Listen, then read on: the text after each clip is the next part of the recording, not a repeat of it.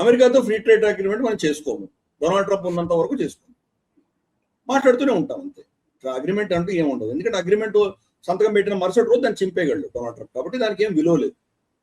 Donald Trump స్వయాన తన సొంతంగా తన సంతకం పెట్టినటువంటి 14 పాయింట్ MOU ఫార్ములాని తనే చింపబడేసాడు. కాబట్టి ఆయన సంతకానికి ఏం విలువ లేదు, కాబట్టి మనం ఆ తప్పిదం చేయము. వాళ్ళతో FTA ఉండదు. రష్యా నుంచి మనం కొనుగోలు చేసుకుంటున్నాము. మరి రష్యన్ ట్యాంకర్స్ ని వాళ్ళు దాడులు చేసి దాన్ని అటాక్ చేసి మనకు రాకుండా చేస్తే కనుక ఏంటి అంటే మనం చూడాలి. 100% టారిఫ్ అంటామా, అది డిస్క్రిషన్, ప్రెసిడెంట్ మీద డిస్క్రిషన్ వదులుతున్నారు. ఈ చట్టం ఏదైతే వస్తుందో సెనెట్ లో పాస్ అయిన బిల్లు ఆటోమేటిక్ కాదు, ప్రెసిడెంట్ నిర్ణయించి వాళ్ళు ఛార్జ్ చేయొచ్చు. అది 100% వరకు ఛార్జ్ చేయొచ్చు. 100% ఛార్జ్ చేయాలని లేదు, అంతకంటే తక్కువ కూడా ఛార్జ్ చేయొచ్చు. అయినా మాక్సిమం లిమిట్ 100%. సో ఏం చేస్తాడన్న మనకు తెలియదు. ఫర్ ఇన్స్టెన్స్ చైనాని మినహాయించి భారతదేశం మీద వేస్తాడా, లేదా భారతదేశం చైనాను వదిలేసి అజర్బైజాన్ ఇంకా దేని మీద వేస్తాడా మనకు తెలియదు. ఆయన ఏం చేస్తాడో మనకు తెలియదు. బహుశా 50% టారిఫ్ వేయచ్చు మన మీద గతంలో లాగా. ఇవన్నీ కూడా ఏంటంటే స్పెక్యులేటివ్ యాజ్ ఇట్ స్టాండ్స్. ఇంకా కాంగ్రెస్ లో పాస్ అవ్వలేదు, పాస్ అయ్యి తన దగ్గరకు వచ్చి బిల్ అయిన తర్వాత ఎలా ప్రవర్తిస్తాడో మనకు తెలియదు. మనం మాత్రం ఈ సమస్యను ఆల్రెడీ ఫేస్ చేశాం. 50% టారిఫ్ మన మీద ఉన్నప్పుడే మనం తట్టుకున్నాం, ఆల్మోస్ట్ 7-8 నెలలు తట్టుకున్నాం. కాబట్టి ఈ రోజు కొత్తగా మళ్ళీ వాళ్ళు 100% టారిఫ్ వేసినా దానివల్ల మనకేం ఒరిగేది ఏం లేదు. 50% టారిఫ్ దాటితేనే, 50% టచ్ అవ్వగానే మనం కాంపిటీషన్ నుంచి బయటకు వెళ్ళిపోయాం. మనం చైనా గూడ్స్ కానీ, లేదా మనకు వియట్నాం కానీ, లేదా మనకి ఈవెన్ బంగ్లాదేశ్ గూడ్స్ కానీ మనం అమెరికాలో వాటికి సరి సమానంగా మనం నిలబడలేము. అప్పుడే మనం దాని నుంచి బయటకు వెళ్ళిపోయాం. కాబట్టి ఈరోజు 50% దాటి 100% వేస్తావా, 200% వేస్తావా, దానివల్ల ఏం డిఫరెన్స్ లేదు కదా. Once you're out of the game, you're out of the game. అక్కడ కాంపిటీషన్ లో మనం బయటపడిపోయామంటే కనుక దాని ఇంకో 50%, 100% ఎక్కువ వేసినా మనకి ఏం దానివల్ల డిఫరెన్స్ లేదు. కాబట్టి అది జరగబోతుంది. కానీ అప్పుడు మనం ఏం చేసాం, మళ్ళీ గుర్తు తెచ్చుకుంటే మనం గ్లోబల్ రౌండప్ లో డీటెయిల్గా చర్చించాం. అప్పుడు కూడా 2025, 2026 లో ఎస్పెషలీ మనకు 50% టారిఫ్ ఉన్నటువంటి సమయంలో మనకు దెబ్బతిన్నటువంటి ఇండస్ట్రీస్ ముఖ్యంగా 2-3, వాటిలో టెక్స్టైల్ ఇండస్ట్రీ ఒకటి, ప్రాన్ ఇండస్ట్రీ ఒకటి. ప్రాన్స్ కొంత దెబ్బతిన్నా కానీ టెక్స్టైల్ ఏం చేసాం, మనం డైవర్సిఫై చేసాం. 2025-26 కి 2024-25 సంవత్సరానికి తో పోల్చి చూస్తే రమారమి 17-18% ఎక్కువ ఎక్స్పోర్ట్ చేసాం. అమెరికాలో ఎక్స్పోర్ట్స్ పడిపోయినాయి. 40%-45% ఎక్స్పోర్ట్స్ అమెరికాకు పడిపోయినాయి. పడిపోయినా కానీ కూడా ఓవరాల్ మన ఎక్స్పోర్ట్స్ పెరిగినాయి. అంటే మనం ఏం చేసాము, డైవర్సిఫై చేసాం. ఆఫ్రికాకి వెళ్ళాము, యూరోప్కి వెళ్ళాము, ఆస్ట్రేలియా, ఆసియాన్ దేశాలు, సెంట్రల్ ఏవైతే CIS దేశాలు ఉన్నాయో వాటికి వెళ్ళాం మనం. తర్వాత లాటిన్ అమెరికాకి వెళ్ళాము, కెనడా, చాలా దగ్గర వెళ్ళి మనం అమ్ముకున్నాం. అంటే అమెరికా మార్కెట్లో మనకు వచ్చిన నష్టాల్ని వేరే మార్కెట్స్ మనం స్ప్రెడ్ చేసుకోగలిగాం. కాబట్టి తట్టుకున్నాము, ప్లస్ ఇంకా అమ్ముకోగలిగాం. మోదీ గారు అందుకనే ఇప్పుడు నిన్న ఇచ్చినటువంటి స్పీచ్ లో కూడా, 15th ఆగస్ట్ స్పీచ్ లో కూడా ఆయన చాలా స్పష్టంగా చెప్పారు, ఎక్స్పోర్ట్స్ మీద ఫోకస్ పెడదాం. ఇన్ని ఫ్రీ ట్రేడ్ అగ్రిమెంట్స్ ఇన్ని చేసుకున్నాం కాబట్టి ప్రపంచవ్యాప్తంగా దాని అడ్వాంటేజ్ తీసుకోండి. ఈ రోజు మనం యూకేతో మనకు ఫ్రీ ట్రేడ్ అగ్రిమెంట్ ఉంది.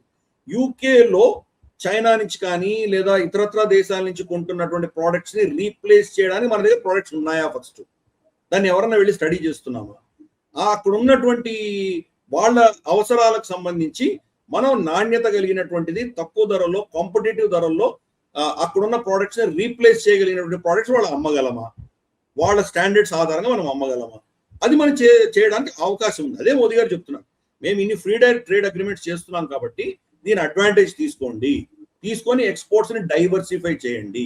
అంటే రాబోయేటువంటి అమెరికా నుంచి మన మీద రాబోయేటువంటి ఒత్తిడి, ఈ 100% టారిఫ్లు ఆల్రెడీ వస్తున్నాయని మోదీ గారికి తెలుసు కాబట్టి ముందస్తుగానే ఈ నిర్ణయం తీసుకుంటున్నారు. అలాగే మిగతా దేశాలు కూడా అమెరికా నుంచి డీకపుల్ చేసి రిస్క్ చేసుకోవడానికే భారతదేశంతో వాళ్ళు ఫ్రీ ట్రేడ్ అగ్రిమెంట్ పెట్టుకుంటారు. న్యూజిలాండ్ చిన్న దేశం, వాళ్ళు మనతో ఫ్రీ ట్రేడ్ అగ్రిమెంట్ ఎందుకు పెట్టుకున్నారు? ఎందుకంటే వాళ్ళు అమెరికాతో అంత డీప్ గా అనుసంధానమే ఉంది. ఈ రోజు అమెరికాతో ఎటువంటి ఇబ్బందులు వస్తున్నాయో చూస్తున్నారు, అందుకనే ఆల్టర్నేట్ చూసుకుంటున్నారు. ఆల్టర్నేట్ వాళ్ళు చూస్తే దారుణమైన ఆల్టర్నేటివ్ చైనా దగ్గర వెళ్తే చైనా వాళ్ళని సామంతులు చేయండి, వాళ్ళ దగ్గర ఎటువంటి వాళ్ళకు సహాయం చేయదు. కాబట్టి అది కాకుండా ఒక మైత్రితోటి ఒక ఈక్వల్ ఫుటింగ్ పార్ట్నర్షిప్ తో చేయాలంటే భారతదేశం. అందుకని ఈ దేశాలన్నీ మనతోటి ఫ్రీ ట్రేడ్ అగ్రిమెంట్లు పెట్టుకుంటున్నాయి. కాబట్టి దాని అడ్వాంటేజ్ తీసుకోండి అని మోదీ గారు చెప్తున్నారు. అంటే ఇండస్ట్రియలైజ్ అవ్వండి, మన దగ్గర కొత్త ఇండస్ట్రీస్ పెట్టండి, ప్రోడక్ట్స్ తయారు చేయండి, నాణ్యత గల ప్రోడక్ట్స్ తయారు చేయండి, ఎక్స్పోర్ట్ చేయండి అని చెప్తున్నారు. సో మనం ఈ సమస్యను మనం అధిగమిస్తాము. బట్ ఎస్, మనకు ఉన్నది డొనాల్డ్ ట్రంప్ మన మీద టారిఫ్లు వేస్తాడు, మన మీద ఏదో విధంగా మనల్ని కంట్రోల్ చేసే దిశగా ప్రయత్నం తప్పకుండా జరుగుతోంది. ఇన్ఫాక్ట్ 2-3 ఘటనలు. మొట్టమొదటిది ఆల్రెడీ 10% మన మీద వేశాడు. 10% టారిఫ్ల రెజిమ్ అయిపోయిన తర్వాత 301 సెక్షన్ కింద మన టారిఫ్ వేశాడు. ఏమన్నాడు, మన దగ్గర ఫోర్స్డ్ లేబర్ కి సంబంధించినటువంటి ప్రోడక్ట్స్ మానిటర్ చేయడానికి మన దగ్గర ప్రాసెస్ సరిగా లేదు అని వేశాడు. కరెక్ట్. అది ఎక్కడ ప్రూవ్ రేపు సుప్రీంకోర్ట్ ఆఫ్ అమెరికాలో అది ఎలాగో కొట్టిపడేస్తారు. బట్ అంతవరకు మనం 10% అనుభవించక తప్పదు. కానీ ఆల్రెడీ నెక్స్ట్ లెవెల్ కి నేపథ్యం మొదలు పెట్టాడు. ఈ 100% ఒకటి, రష్యా నుంచి కొనుగోలు చేస్తున్నందుకు 100% ఒకటి. రెండవది కొత్తగా ఏం చేశాడంటే, చైనీస్ మ్యానుఫ్యాక్చర్డ్ ప్రోడక్ట్స్ ఏవైతే ఉన్నాయో, చైనాలో తయారైనటువంటి ప్రోడక్ట్స్ కొన్ని దేశాలకు వెళ్ళి ఆ దేశంలో ఆ దేశం ముద్ర వేసి మళ్ళీ మా దేశానికి వాళ్ళు అమ్ముతున్నారు. మేము చైనా మీద వేసిన టారిఫ్ ని తప్పించుకుని చైనా ఇగో ఈ దేశాలను వాడుకుంటోంది. Made in India, made in Taiwan, made in Canada, made in Europe అని చెప్పి వాళ్ళు మాకు అమ్ముతున్నారు. కాబట్టి ఈ దేశాల మీద మేము టారిఫ్ వేయడానికి సిద్ధపడుతున్నామని చెప్పి ఒక రిపోర్ట్ రిలీజ్ చేశారు అమెరికన్స్. సో కాబట్టి ఇటువంటి అంశాలన్నీ కూడాను 2-3 అంశాలన్నీ కూడాను ఏదో విధంగా మనల్ని ఇబ్బంది పెట్టి మన మీద చార్జ్ చేసి టారిఫ్లు మళ్ళీ తీసుకొచ్చే ప్రయత్నం చేస్తున్నాడు. సుప్రీంకోర్ట్ ఆఫ్ యుఎస్ఏ ఎప్పుడైతే తన ఈ టారిఫ్ చెత్త, ఈ పిచ్చితనాన్ని అంతా తిరస్కరించిందో ఆ అవమానాన్ని తట్టుకోలేకుండా ఉన్నాడు డొనాల్డ్ ట్రంప్. అందుకని ఏ విధం అయితే, ఏ మెథడాలజీ ఏది దొరికితే దాన్ని పట్టుకొని టారిఫ్లు వేద్దామని ప్రయత్నం చేస్తుంది.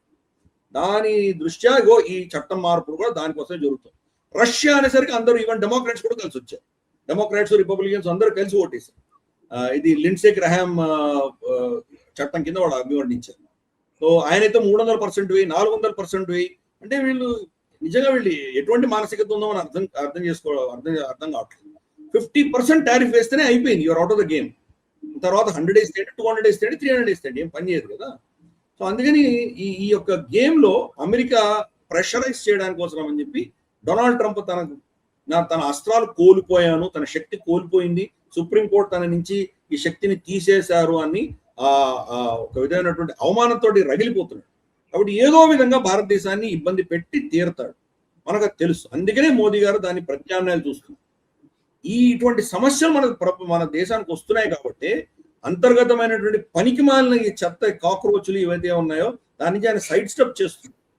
ఇవన్నీ నెత్తినేసుకొని కూర్చుంటే కనుక మన దేశంలో రాబోతున్నటువంటి మేజర్ పెద్ద సమస్యలు మనం ఎదుర్కోకుండా మిగిలిపోతాం, వీటిలోనే కొట్టుకుంటూ ఉంటాం. అందుకని ఆయన వసుదేవుడు అంతటి వాడే గాడిగాలు పట్టుకోగలిగింది, వీళ్ళేంటి పక్కన పడేద్దామని చెప్పి ఆయన అంతటి మహా దిగ్గజ నేత కాబట్టి ఎప్పుడు సమస్యకి పరిష్కారం మనం తప్పించుకొని వెళ్ళాలో మనం అర్థం చేసుకున్నవాడే గొప్పవాడు.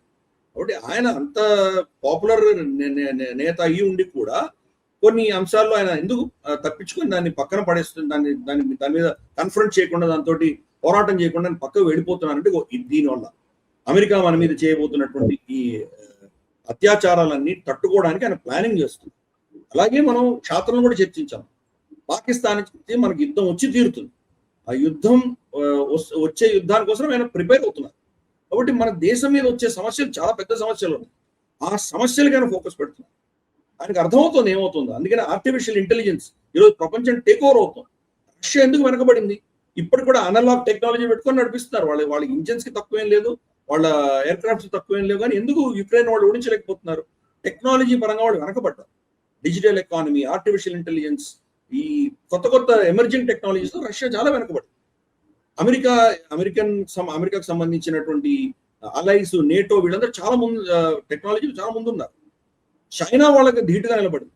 కాబట్టి ఈ టెక్నాలజీని మనం ఓడిపోకూడదు అన్న ఉద్దేశంతో మోదీ గారు ఆర్టిఫిషియల్ ఇంటెలిజెన్స్ ట్రైనింగ్ 1 కోటి మంది పిల్లలకి ఇస్తానడం, తర్వాత నెదర్లాండ్స్ లాంటివి, బెల్జియం లాంటి దేశాలకు వెళ్ళి రావడము, అక్కడి నుంచి ఏఐ టూల్స్ తీసుకురావడము, మన దేశంలో డేటా సెంటర్స్ పెట్టమని చెప్పడం.